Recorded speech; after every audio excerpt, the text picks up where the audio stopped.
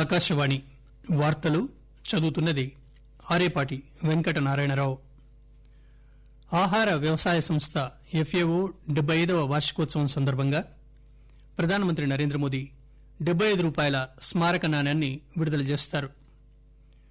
వస్తు సేవల పన్ను జీఎస్టీ రెవెన్యూ కింద ఇచ్చే పరిహారం విషయంలో ఏర్పడ్డ ప్రతిష్టంభనను తొలగించేందుకు కేంద్రం ₹1,10,000 కోట్ల అప్పు చేయనుంది. దేశంలో కోవిడ్ కేసుల నమోదు సగటు గత 5 వారాలుగా క్రమంగా తగ్గుముఖం పట్టింది. ఐపీఎల్ పోటీల్లో భాగంగా ఈరోజు అబుదాబిలో జరిగే మ్యాచ్లో కోల్కతా నైట్ రైడర్స్ జట్టు ముంబై ఇండియన్స్ జట్టుతో తలపడుతుంది. ఆహార వ్యవసాయ సంస్థ ఎఫ్ఏఓ 75వ వార్షికోత్సవం సందర్భంగా ప్రధానమంత్రి నరేంద్రమోదీ ₹75 స్మారక నాణ్యాన్ని విడుదల చేస్తారు. ఈ సందర్భంగా ప్రధానమంత్రి ఇటీవల 8 పంటలకు సంబంధించి అభివృద్ది చేసిన 17 జీవ సమృద్ద రకాలను విడుదల చేయనున్నారు. కార్యక్రమంలో కేంద్ర వ్యవసాయ మంత్రి, ఆర్థిక మంత్రి, మహిళా శిశు సంక్షేమ శాఖ మంత్రి కూడా పాల్గొంటారు.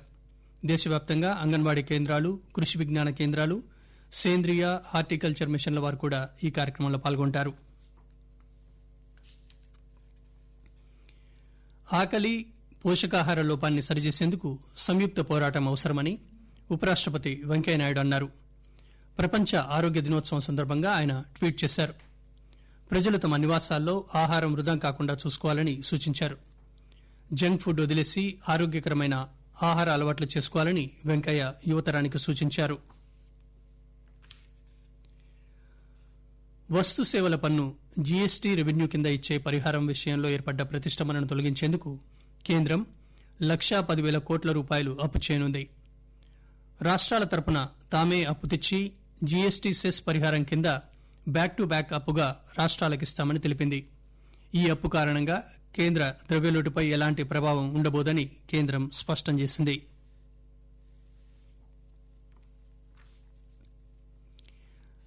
దేశంలో కోవిడ్ కేసుల నమోదు సగటు గత 5 వారాలుగా క్రమంగా తగ్గుతోంది. నెల క్రితం రోజుకు 90,000 కేసులు నమోదు కాగా ప్రస్తుతం రోజుకు 63,000 కొత్త కేసులు నమోదవుతున్నాయి. గడిచిన 24 గంటల్లో 70,000 మంది కోలుకున్నారు. దీంతో రికవరీ రేటు 87.56% చేరుకుంది.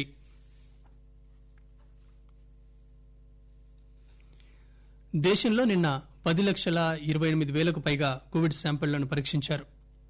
దీంతో మొత్తం పరీక్షల సంఖ్య 9,22,54,000కు పెరిగింది.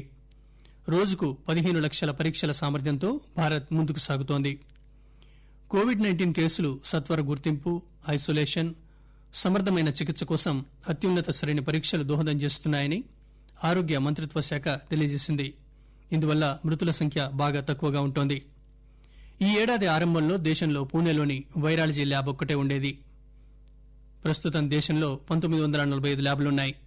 వీటిలో 1,112 ప్రభుత్వానివి కాగా 833 ప్రైవేటువి.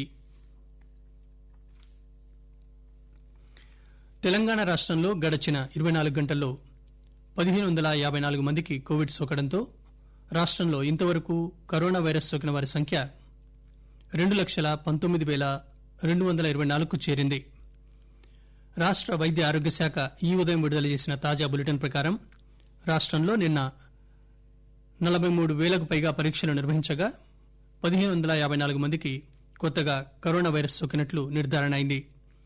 కోవిడ్ నుంచి నిన్న మరో 1,435 మంది కోలుకున్నారు. దీంతో రాష్టంలో కోవిడ్ రికవరీల రేటు స్వల్పంగా పెరిగి 88.79%కి మెరుగుపడింది. ఇంతవరకు కోలుకున్న వారి సంఖ్య 1,94,663గా నమోదైంది. కాగా నిన్న మరో 7 మరణించడంతో రాష్టంలో కోవిడ్ ఇతర సమస్యలతో మరణించిన వారి సంఖ్య 1,256గా నమోదైంది. ఇలా ఉండగా జీహెచ్ఎంసీ పరిధిలో తాజాగా 249 కరోనా పాజిటివ్ కేసులు నమోదయ్యాయి. ఆంధ్రప్రదేశ్లో నిన్న 4,038 కరోనా కేసులు నమోదయ్యాయి. దీంతో ఆంధ్రప్రదేశ్లో ఇప్పటివరకు నమోదైన మొత్తం కేసుల సంఖ్య 7 లక్షలకు పైగా చేరిందని రాష్ట కోవిడ్ నియంత్రణ విభాగం తెలియజేసింది. ఆకాశవాణి వార్తలు వింటున్నారు. కోవిడ్-19 నుంచి రక్షణకి 3 మంత్రాలు. మాస్క్ తప్పక ధరించండి, 6 అడుగుల దూరం తప్పనిసరి గుర్తుంచుకోండి, ముఖాన్ని తాకకండి, చేతులు శుభ్రంగా ఉంచుకోండి.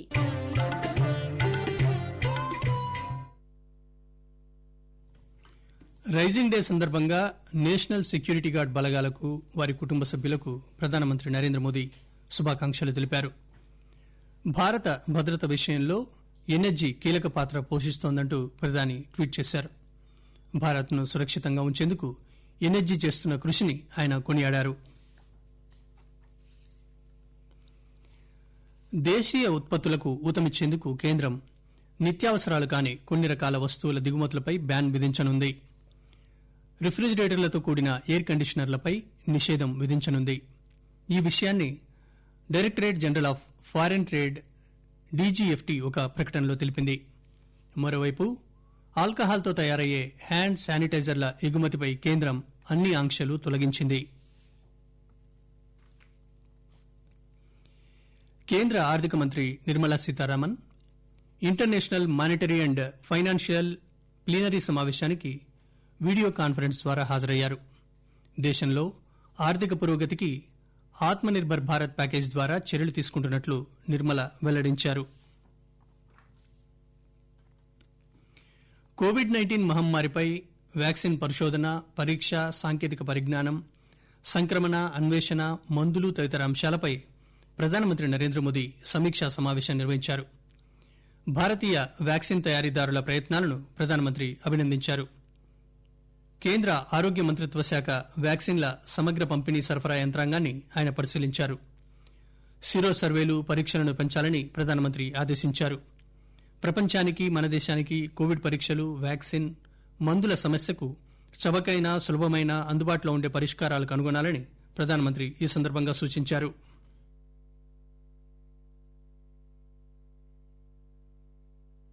కరోనా వైరస్ వ్యాప్తిని నిరోధించేందుకు అన్ని కేంద్ర ప్రభుత్వ విభాగాలకు ప్రభుత్వం పలు సూచనలు చేసింది.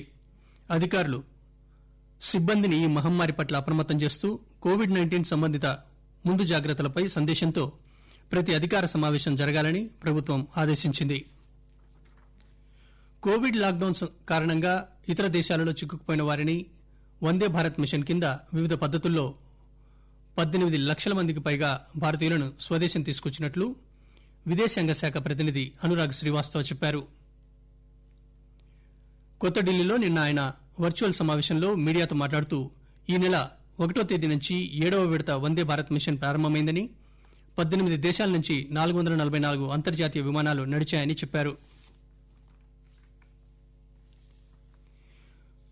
కోవిడ్-19 మహమ్మారి నేపథ్యంలో అతి పేద దేశాలు సవాళ్లను ఎదుర్కొంటున్న సందర్భంలో $25 బిలియన్ ఆర్థిక సహాయం చేయాలని ప్రపంచ బ్యాంక్ నిర్ణయించింది. ఈ విషయాన్ని ప్రపంచ బ్యాంక్ చీఫ్ డేవిడ్ మల్పాస్ తెలిపారు.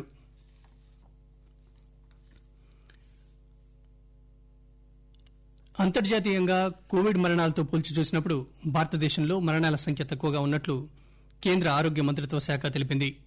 10 లక్షల జనాభాకు మరణాల సంఖ్య సగటు 80గా ఉందని తెలిపింది. కొన్ని రాష్ట్రాలు, కేంద్రపాలిత ప్రాంతాల్లో పరిస్థితి మరింత మెరుగ్గా ఉందని మంత్రిత్వ శాఖ తెలిపింది. ఈ రాష్ట్రాల్లో జాతీయ సగటు కంటే మరణాల రేటు తక్కువగా ఉన్నట్లు తెలిపింది. ఐపీఎల్ పోటీల్లో భాగంగా ఈరోజు అబుదాబిలో జరిగే మ్యాచ్లో కోల్కతా నైట్ రైడర్స్ జట్టు ముంబై ఇండియన్స్ జట్టుతో తలపడుతుంది. నిన్న రాత్రి షార్జాలో జరిగిన మ్యాచ్లో కింగ్స్ 11 పంజాబ్ జట్టు రాయల్ ఛాలెంజర్స్ బెంగళూరు జట్టుపై 8 వికెట్ల తేడాతో విజయం సాధించింది. విశేషాలు మరోసారి. ఆహార వ్యవసాయ సంస్థ ఎఫ్ఏఓ 75వ వార్షికోత్సవం సందర్భంగా ప్రధానమంత్రి నరేంద్ర మోదీ ₹75 స్మారక నాణ్యాన్ని విడుదల చేస్తారు. వస్తు సేవల పన్ను జీఎస్టీ రెవెన్యూ కింద ఇచ్చే పరిహారం విషయంలో ఏర్పడ్డ ప్రతిష్టంభనను తొలగించేందుకు కేంద్రం ₹1,10,000 కోట్ల అప్పు చేయనుంది. దేశంలో కోవిడ్ కేసుల నమోదు సగటు గత 5 వారాలుగా క్రమంగా తగ్గుముఖం పట్టింది. ఐపీఎల్ పోటీల్లో భాగంగా ఈరోజు అబుదాబిలో జరిగే మ్యాచ్లో కోల్కతా నైట్ రైడర్స్ జట్టు ముంబై ఇండియన్స్ జట్టుతో తలపడుతుంది. ఆకాశవాణి వార్తలు ఇంతటితో సమాప్తం.